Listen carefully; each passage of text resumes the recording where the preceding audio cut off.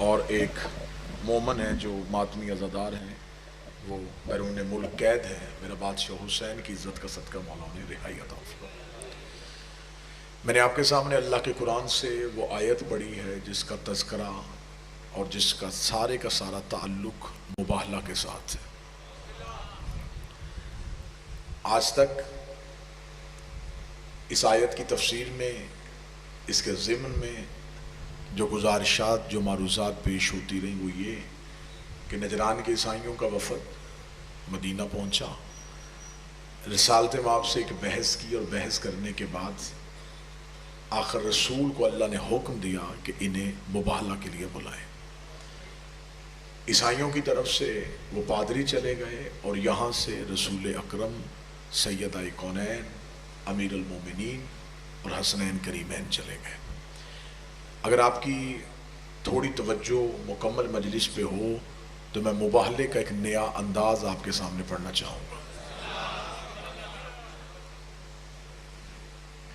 یہ جو نجران کے عیسائی آئے تھے، یہ مکمل 70 پادریوں پہ مشتمل ایک وفد تھا، جس کی سربراہی 2 پادری، ایک جو رتبے کے اعتبار سے مشہور تھا اور ایک دوسرا جو پیسے کے اعتبار سے مشہور تھا۔ یہ دونوں سردار ان 70 پادریوں کی سرپرستی کر رہے تھے۔ جب یہ مدینہ منورہ میں پہنچے تو ان کے بدن پہ ریشمی لباس اور گلے میں سونے کی زنجیریں تھیں۔ جب رسالت مآب کے پاس یہ مسجد نبوی میں آئے تو رسالت مآب نے چہرہ دیکھ کے رخ پھیر لیا۔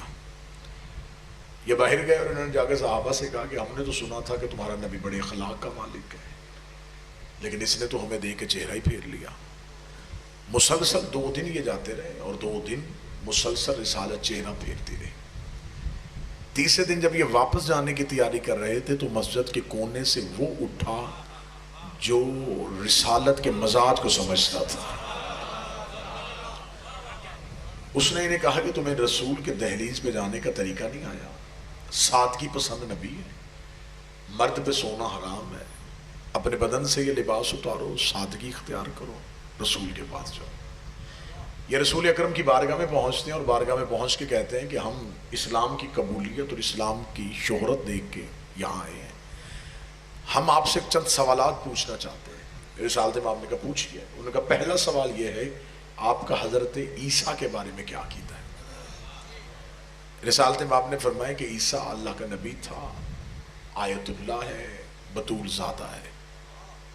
انہوں نے کہا اس کے علاوہ؟ فرمایا اس کے علاوہ کچھ نہیں۔ انہوں نے کہا جی ہمارا عقیدہ یہ ہے کہ عیسیٰ عبداللہ نہیں ابن اللہ ہے، اللہ کا بندہ نہیں اللہ کا بیٹا ہے۔ رسالت مآب نے کہا تمہارے پاس اس دعوے کی دلیل؟ تمہید میں آپ میرا ساتھ دیں گے؟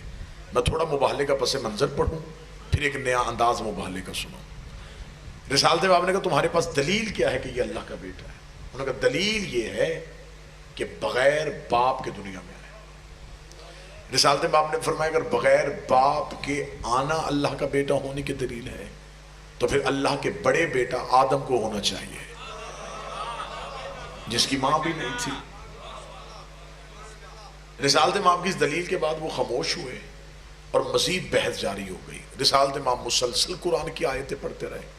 یہاں جبریل نے آ کے رسالت کے قدموں پہ اپنے پرمس کیے، کہا کہ وہ درود بھی بھیج رہا ہے اور سلام بھی بھیج رہا ہے، وہ کہہ رہا ہے فقل کہہ دیجئے نَدْعُ ابنانا، انہیں کہے کہ یہ بیٹے لے کے آئیں، عورتیں لے کے آئیں اور نفس لے کے آئیں، ثُمَّ نَبْتَهِلْ فَنَجَّلْ لَعْنَةَ اللَّهِ الْكَاذِبِينَ، پھر جو جھوٹا ہوگا اس پہ اللہ کی لعنت ہوگی۔ اب رسالت مآب یہاں سے اٹھے اور سیدھے سیدہ کی دہلیز پہ گئے۔ اب یہاں پہ مباہلہ کا اور حدیث قصہ ان دونوں کا تعلق ایک ہی دن سے ہے۔ میں پھر جملہ کہنے لگا ہوں، یہ جملہ میرے موضوع کی اب ابتدا ہے۔ حدیث قصہ اور مباہلہ یہ ایک ہی سلسلے کی کڑی ہے۔ 3 دن رسول مسلسل وہاں بحث کرتے رہے۔ 3 دن رسول سیدہ کے گھر نہیں آئے۔ جو روزانہ آیا کرتے تھے وہ 3 دن نہیں آ سکے، اس لیے کہ عیسائی بیٹھے ہوئے تھے مسجد میں اور نبی ان سے بحث کر رہے تھے۔ جب 3 دن رسول نہیں آئے تو اب حدیث قصہ جو سارے پڑھتے ہیں، قاری ہیں حدیث قصہ کے، حدیث قصہ کا پہلا جملہ یہ ہے کہ جابر بن عبداللہ روایت کرتا ہے کہ بی بی کہتی ہیں کہ چند دنوں بعد رسول میرے گھر آئے، فی بعض الایام، بعض الایام سے مراد یہ ہے کہ نبی اتنے دن اس لیے نہیں آئے کہ نبی عیسائیوں سے بحث کر رہے تھے. نبی نے آگے سیدہ سے رشتے درکار کیے کہ مجھے بیٹا چاہیے، مجھے عورت چاہیے، مجھے نفس چاہیے. اب یہاں پہ میں پہلا نتیجہ آپ کی سماعتوں کو ہدیہ کروں کہ ہمیں تاریخ نے یہ بتایا کہ اسلام کی طرف سے یہ گئے، یہ نہیں بتایا کہ ادھر سے کون آیا تھا. میں پھر لفظ کہنے لگا ہوں، اسلام کی نمائندگی کرنے کے لیے رسول گئے، علی گئے، حسنین گئے، سیدہ گئی.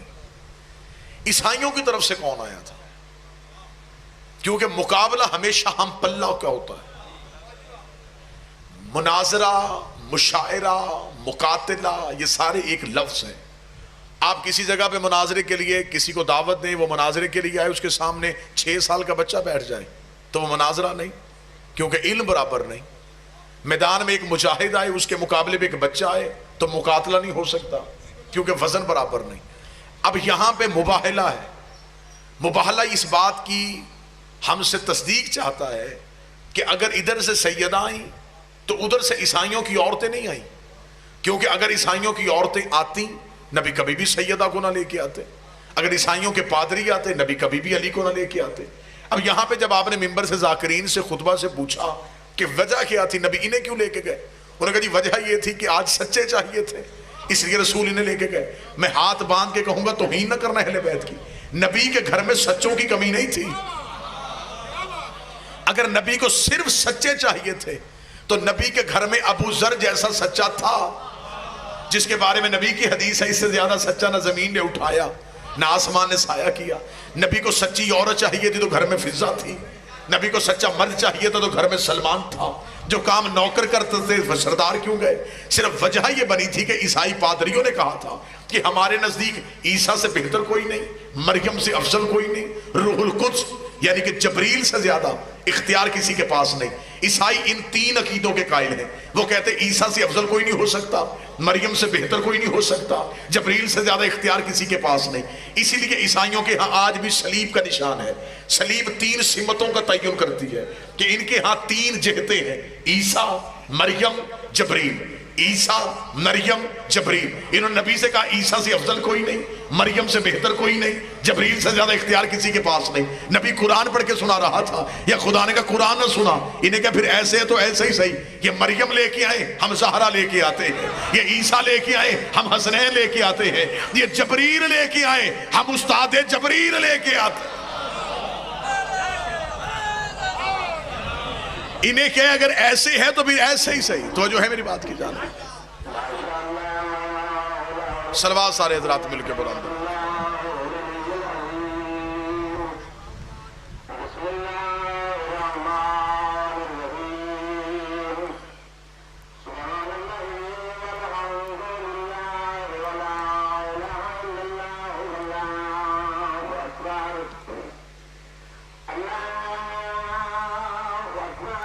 اللہ اکبر، اللہ اکبر، اللہ اکبر، اللہ اکبر. اشہد ان لا الہ الا اللہ، اشہد ان لا الہ الا اللہ، اشہد ان محمد رسول اللہ، اشہد ان محمد رسول اللہ. اشہد ان امیر المومنین والمتقین، اشہد ان امیر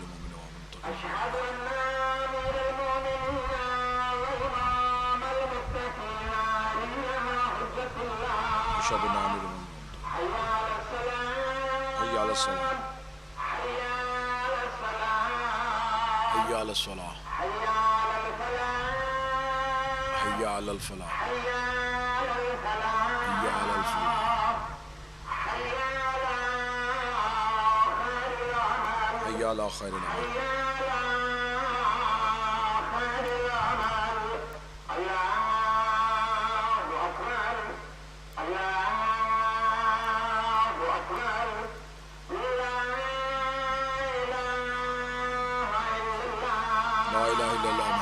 رسول اللہ لا الہ الا اللہ محمد رسول اللہ رسول اللہم جل کلی بار بشکر من لسان و رزق و واجعل عند قبر نبی کا محمد صلی اللہ علیہ وسلم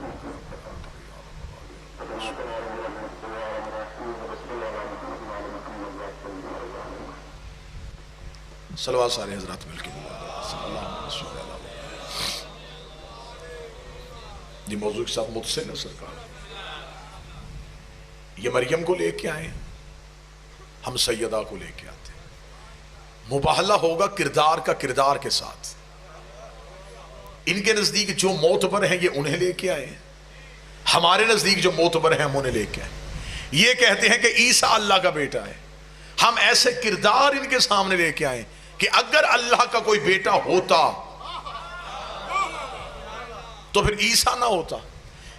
اب تفسیر قرآن کہتی ہیں کہ جب عیسائی پادری مباہلہ کے میدان میں ادھر سے نبی پنجتن کو لے کے چلے, عیسائی مباہلہ میں تھے, ابو الحارث ان کا سردار رسول کا انتظار کر رہا تھا. جو ہی رسول یہ پنجتن کا قافلہ لے کے مدینہ کی گلیوں سے نکلے, عیسائی پادری نے آتا ہوا نور دیکھا. نور کا دیکھنا تھا, اس نے 70 پادریوں سے کہا فاسجد, فوراً سجدہ کرو. انہوں نے کہا کس بات پہ؟ اس نے کہا مجھے نہیں پتا یہ کون آ رہا ہے, لیکن مجھے اتنا پتا ہے اگر ان میں کوئی مستور آ رہی ہے تو مریم اس کے پیچھے آ رہی ہے. مجھے یہ خبر نہیں کہ ان میں مستور کون ہے, اگر مستور ہے تو مریم پیچھے ہے, اگر مرد ہے تو عیسیٰ پیچھے. فوراً سجدہ کر لو. اس سے پہلے کہ اگر یہ یہاں پہنچ گئے, اگر یہ یہاں پہنچ گئے تو یہ جو پہاڑ پیچھے ہے اس نے ان کے آنے کا انتظار نہیں کرنا, یہ ہمارے اوپر آ جائے گا. اب یہ آیت کا پہلا ٹکڑا آگے خدا کہتا ثم نبتہل فنجعل لعنت اللہ علی الکاذبین, پھر جو جھوٹا ہوگا اس پہ اللہ کی لعنت ہوگی. اب اتنا ذمہ دار مجمع مجھے بول کے بتائے, وہ اللہ عالم الغیب ہے؟ بے شک ہے. کیا اسے نہیں پتا تھا کہ عیسائیوں نے بحث نہیں کرنی؟ پتا تھا یا نہیں پتا تھا؟ تو جب پتا تھا پھر اس نے لعنت بھیجی کیوں؟ جب اسے پتا تھا کہ انہوں نے بحث ہی نہیں کرنی پھر اس نے لعنت کیوں بھیجی؟ اس کا مطلب کہ بھیجی کہیں اور ہے. نہیں, آپ ساتھ دیں گے تو میں اگلی سطر کہوں گا. خدا نے بھیجی کہیں اور ہے, پہنچانی کہیں اور ہے, آ کہیں رہی ہے, جا کہیں رہی ہے. مجھے کوئی مولوی مسجد کا مفتی مکہ تک بتائے کہ خدا نے آتی ہوئی لعنت دکھائی, پھر یہ نہیں پتا وہ لعنت گئی کہاں, کیونکہ خدا نے کہا جو جھوٹا ہوگا وہ لعنت کو لے کے چلا جائے گا. اس کا مطلب ہے کہ مباہلے کے میدان میں لعنت کھڑی انتظار کر رہی تھی کہ کوئی ان کے مقابلے پہ آئے اور میں ان کے ساتھ چلی جاؤں, کوئی ان کے مقابلے پہ آئے تو میں ساتھ چلی جاؤں. اس کا مطلب کہ لعنت مباہلے کے میدان میں انتظار کر رہی تھی. عیسائیوں نے کھڑی ہوئی لعنت دیکھ دی, عیسائیوں نے سجدہ کر دیا, عیسائیوں نے جزیہ دے دیا, عیسائیوں نے لعنت کو قبول نہ کیا, عیسائی اپنے موقف سے ہٹ گئے. اس کا مطلب عیسائیوں نے لعنت کو قبول نہیں کیا. تو پھر مجھے وہ قرآن کی آیت پڑھ کے سنا جس میں اللہ نے قرآن میں کہا ہو کہ میں لعنت بھیجی تھی لیکن انہوں نے قبول نہیں کی, میں نے لعنت واپس بلا لی, یا میں نے لعنت کو رحمت کی صورت میں بدل دیا. لعنت بھیجی ہے لیکن گئی کہاں پہ ہے؟ لعنت مباہلے کے میدان میں انتظار کر رہی تھی, کوئی ان کے مقابلے پہ آئے, عیسائی سجدے میں گر گئے, عیسائیوں نے لعنت کو قبول نہ کیا, لعنت نے سفر کرنا شروع کر دیا. تھوڑے عرصے بعد انہی پنجتن میں ایک بی بی ایک دربار میں آ کے کھڑی ہوئی. بی بی نے کہا مجھے میری جگیر دے. اس نے کہا تیرے پاس کوئی گواہ ہے تو لے کے آ. بی بی کو وہی مباہلے والے گواہ یاد آئے. بی بی نے کہا میرا علی گواہ, میرا حسن گواہ, میرا حسین گواہ. اس نے کہا میں تیری گواہیوں کو نہیں مانتا. بی بی نے کہا میں بھی جگیر لینے نہیں آئی, مباہلے والی لعنت واپس پہنچانے آئی.